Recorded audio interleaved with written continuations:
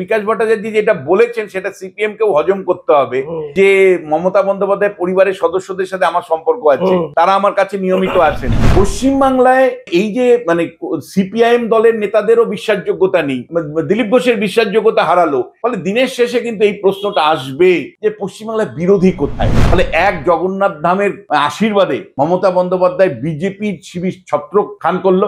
একইভাবে আমি বলছি সিপিআইএম শিবিরের যে প্রধান অন্যতম মুখ ছিল আইনজীবী বিকাশ ভট্টাচার্যের বক্তব্য যেভাবে উঠে এসছে দিলীপ ঘোষকে সমর্থন করতে গিয়ে, আমি বলছি সেখানেও কিন্তু প্রশ্ন আসবেই আগামী দিনে।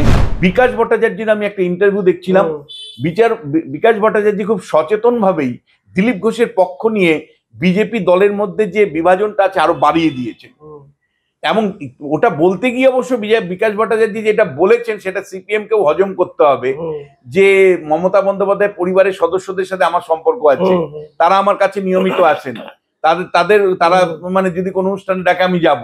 তাহলে যে পরিবারকে আপনারা দুর্নীতিগ্রস্ত বলেন, আপনাদের কাগজে অর্থাৎ গণশক্তিতে প্রকাশ পায় যে এন্টার নাকি হরিশ চ্যাটার্জি স্ট্রিটের বিরাট একটার পর একটা প্লট যাদের দখলে, তাদের সাথে আপনারা সম্পর্ক রাখেন সম্পর্ক হতে পারে না। যেভাবে বলেছে পরিষ্কার করে, উনি পেশাগত নাই, যদি কোনো একটা অনুষ্ঠানে ডাকে আমি কি যাবো না? সামাজিক অনুষ্ঠান, সামাজিক কথাটা ব্যবহার করেছেন।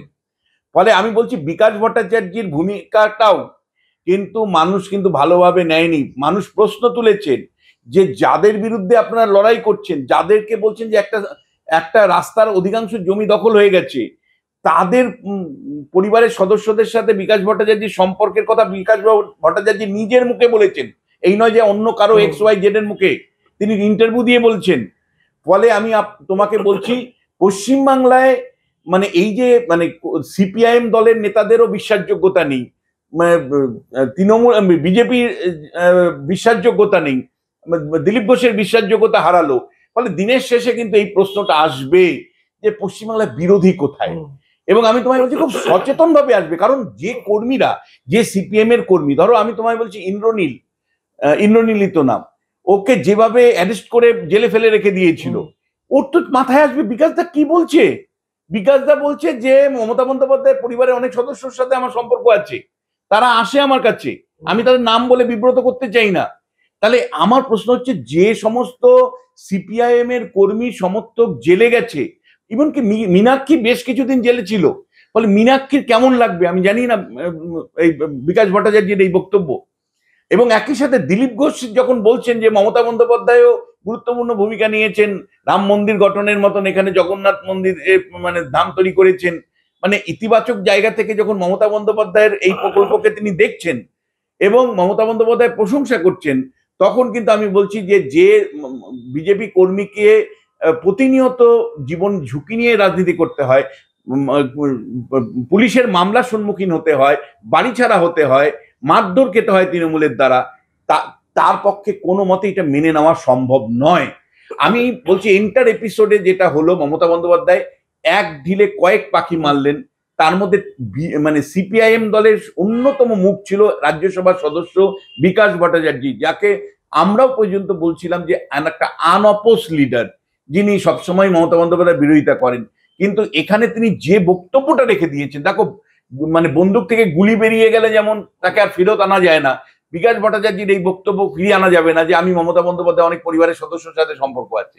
এই যে সম্পর্ক সামাজিক হোক যাই হোক, যাদের বিরুদ্ধে আপনার অভিযোগ, একটা পরিবার তন্ত্র আপনারা প্রশ্ন তোলেন, আপনারা বারবার প্রশ্ন তোলেন পরিবার তন্ত্র নিয়ে, তাহলে বুঝতে হবে বিকাশ বাবু যে সামহাউ মমতা বন্দ্যোপাধ্যায় যে শেষ পর্যন্ত আপনাকে চূড়ান্ত আঘাত হানে না, মানে আপনাকে যে শেষ পর্যন্ত চূড়ান্ত আঘাত হানে না, বলে ঠিকই মিডিয়াতে আমরা ফাইল বার করব বিকাশ বাবুর বিরুদ্ধে, অমুক করব তমুক করব, তাহলে মমতা বন্দ্যোপাধ্যায়ের সাথে আপনার সখ্যতার কারণে কি ফাইল শেষ পর্যন্ত বের হয় না?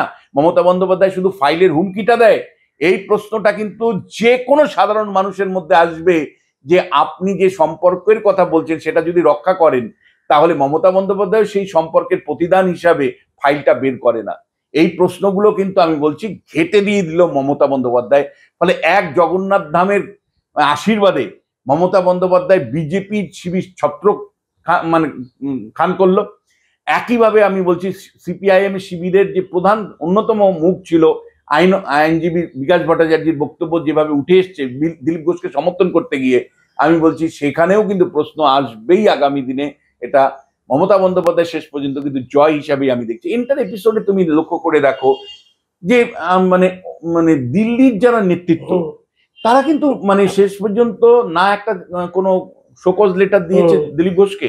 তাহলে আপনার দল ঘোষণা করেছিল যে এই কর্মসূচির সাথে নেই, দীঘায় জগন্নাথ ধামের মন্দির তৈরিটাকে আপনার দল স্যাংশন করে না, কারণ করদাতাদের টাকায় জনকল্যাণের কাজ না হয়ে কেন মমতা বন্দ্যোপাধ্যায় মন্দির তৈরি করবেন। একই সাথে শুভেন্দু অধিকারীরা প্রশ্ন তুলেছিলেন যে একটা সরকারের নীতি নৈতিকতা বলে কিছু থাকবে না, একটা মানে জগন্নাথ ধামকে এক কাগজে কলমে দেখানো হচ্ছে কালচারাল সেন্টার, আর অন্যদিকে মন্দিরের কথা বলছেন, দ্বিচারিতা কেন সরকারের?